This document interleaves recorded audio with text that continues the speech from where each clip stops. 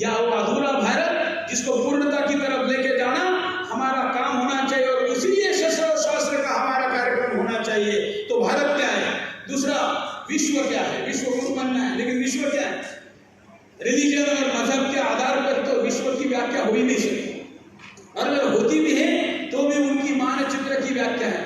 लेकिन हमारे यहाँ तो विश्व के आगे जाकर ब्रह्मांड की कल्पना की गई है, बराबर ना, ब्रह्मांड की।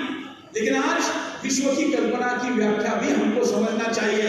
दूसरा, गुरु बनना है, मतलब करना क्या है, गुरु की आज की व्याख्या क्या है। आज तो शिक्षक को गुरु कहते हैं, वास्तवता शिक्षक गुरु नहीं है, होना चाहिए था, लेकिन आज का शिक्षक गुरु नहीं है। वो शिक्षा नहीं देता है, क्या देता है, ज्ञान और शिक्षा में फर्क है, विद्या और शिक्षा में फर्क है। विद्या दे रहा है या केवल शिक्षा दे रहा है, तो आपको शिक्षा दे रहा है, क्या दे रहा है, शिक्षा दे रहा है, विद्या दे रहा है। कौन सी विद्या दे दी, विद्या का नाम बताइए। आज आपको विद्यालय में, महाविद्यालय में, उच्च महाविद्यालय में, उच्चतर महाविद्यालय में जिनमें विद्यालय लिखा हुआ है उनमें आपको विद्या कौन सी दी गई है क्या, जिसमें शास्त्र में जिसको विद्या कहा गया वो तो नहीं दी गई है ना। तो फिर विद्या क्या है, तो गुरु क्या है। अगर विद्या की व्याख्या है हमको पता नहीं तो हम देंगे क्या दुनिया को, क्या दुनिया को पेट भरने का काम, अरे वो तो पशु भी करता है। इसलिए हम कहते हैं ना, भय, भूख, मैथुन और ईगो, आहार, सब चीजें जोड़कर फिर मनुष्य में और पशु में क्या फर्क है। इसलिए गुरु बनना है तो पहले गुरु क्या है यह हमको समझना पड़ेगा, फिर हमारा चेला कौन है, किसको बनाना है ये समझना पड़ेगा, और फिर तब जाकर हम इसकी व्याख्या में आगे बढ़ सकते हैं। और इसलिए मैं ये कहता हूं कि विश्व क्या है, गुरु क्या है, राजतंत्र क्या है, ये भी बहुत महत्वपूर्ण है। हमारे यहाँ शास्त्री जी भारतीय जनता पार्टी के नेता बैठे हुए हैं, राष्ट्रीय नेता है शास्त्री जी। राजतंत्र आज नाम ने 1800 या 1947 में हमारे स्वतंत्रता के बाद स्थिति क्या हो गई, जो हमारा राजतंत्र था उसको हमने लोकतंत्र में बदल दिया। लेकिन क्या हमको हमारे पुरखों को अपेक्षित राजतंत्र की तरह लोकतंत्र चल रहा है क्या, नहीं, ये भीड़ तंत्र है। यहां पर सर गिने जाते हैं, उस सर के अंदर दिमाग है क्या, नहीं, उस सर के अंदर उस देश प्रेम है क्या, नहीं, ये नहीं गिना जाता, संख्या गिनी जाती है। तो क्या केवल संख्या गिनने वाले तंत्र को राजतंत्र कहना है क्या, मैं आपको पूछ रहा हूं, क्या केवल संख्या गिनने वाले तंत्र को आप लोग राजतंत्र कहेंगे, हाँ या नहीं में बोलिए। आपका आवाज संसद के पास में बैठे हुए हैं, क्या केवल संख्या गिनने वाले तंत्र को राजतंत्र कहेंगे, सोचना पड़ेगा आखिर हमको कि हम कौन से तंत्र में जी रहे हैं। अगर भीड़ में ही निर्णय करने हैं तो कबीलों में यही तो होता था, कबीलों में तो भीड़ का ही निर्णय होता था, जिसके हाथ में शस्त्र उसी का चलता था। हमने शास्त्र की स्थापना करके शस्त्र को भी विवेक और निर्णय करने की क्षमता दे दी, उसको भी दंडित करने की व्यवस्था बनाई, वो राजतंत्र था। लेकिन आज वो राजतंत्र नहीं है। तो आज के तंत्र, हालांकि मेरे पास केवल राजतंत्र पर ही बोलने के लिए घंटा है, लेकिन मैं एक मिनट में आपके सामने विषय रख रहा हूं। दूसरा है धर्मतंत्र, आपने कहा हुआ है धर्मतंत्र। तो धर्मतंत्र जो आपने कहा है, ये धर्मतंत्र 47 में समाप्त हो गया। देखिए, राजतंत्र किसी भी ना तरीके से हो, लोकतंत्र के बैकडोर से आ गया। आपका अर्थतंत्र बैंकों के बहाने एस्टैब्लिश हो गया, न्यायतंत्र न्यायपालिका के द्वारा आ गया, लेकिन धर्मतंत्र कहाँ गया, धर्मतंत्र स्थापित ही ना हो। ये 47 से लेकर अभी तक लगातार प्रयास किया जा रहा है। मुझे तो हिंदुस्तान में भी धर्मतंत्र नहीं दिख रहा है। स्वयं शंकराचार्य कौन बने, इसके लिए जिनके पास विवाद हो, वहां पर धर्मतंत्र है क्या, वहां पर आज बदलते समय के अनुसार हमारे रीति रिवाजों में धर्म संगत कोई बदला हो, इसकी निर्णय करने की व्यवस्था है क्या, है कहीं।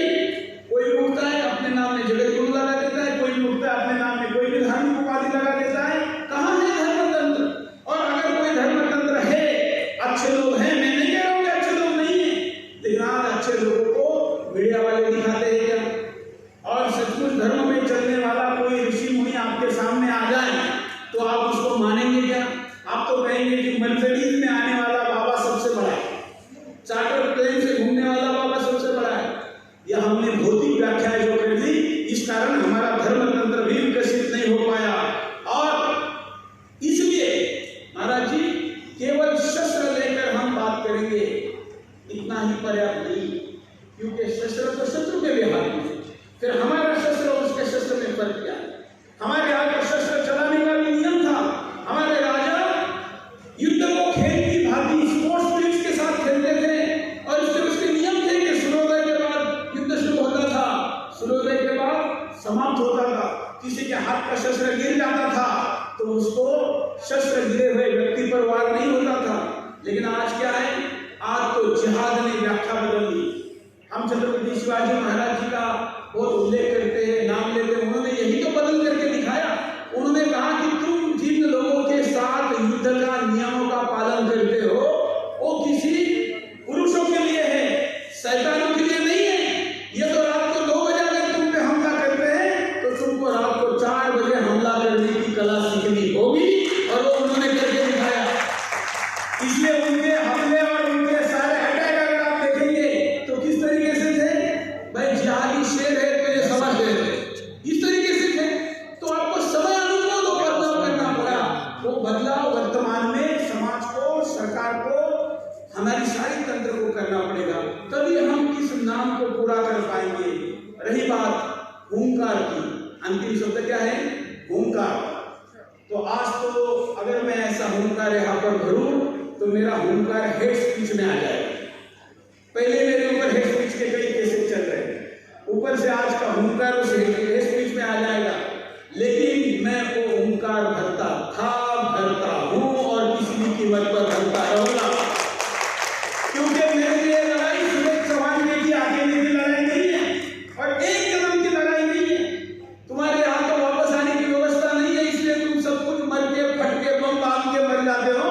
हमारे यहाँ तो ये जैसे ओलंपिक में रिले बैटल होता है ना, मैराथन दौड़, रिले बैटल वैसा है। मेरा देश मेरे पिछले पीढ़ी ने दिया है, अगली पीढ़ी को मुझे देना है। मेरे दौड़ मुझे सही तरीके से, अच्छे तरीके से दौड़ कर ये बैटल अगले पीढ़ी के हाथ में देनी है।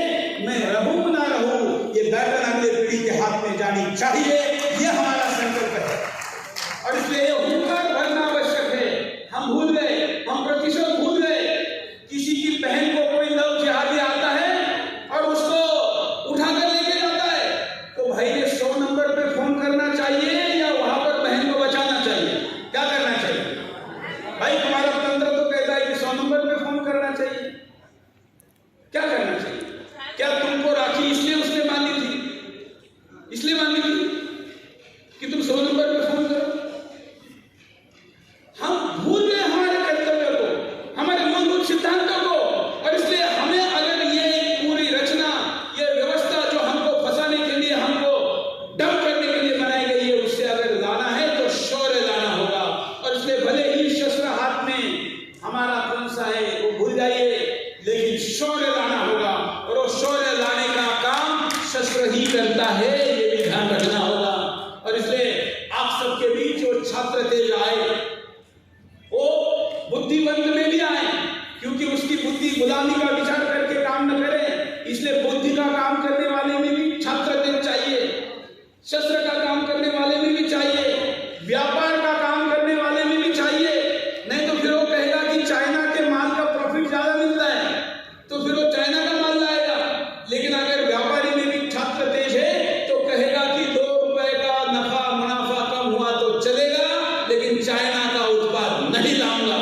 इसलिए व्यापारी में भी चाहिए, सेवा करने वाले में भी चाहिए कि वो भाव चाहिए। और इसलिए आज के कार्यक्रम का नाम का मैंने केवल विश्लेषण किया है।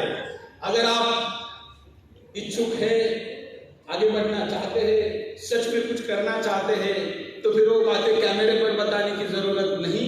आइए, मिलिए, चिंतन करेंगे, योजना बनाएंगे और पुनः हिंदुस्तान को हिंदुस्तान बनाए रखने के लिए लड़ाई जारी रखेंगे। आज मैंने आपके सामने अपना विषय रखा, मुझे भी शास्त्री जी को सुनना है, अगर मेरे बात आप बोलते हैं तो मैं रुक सकता हूँ, अन्यथा मुझे मेरे शो के लिए नोएडा जाना है। मैंने अपनी बात मन से और विषय को न्याय देने के लिए आवश्यक शब्दों के उपयोग के साथ पूरी की है।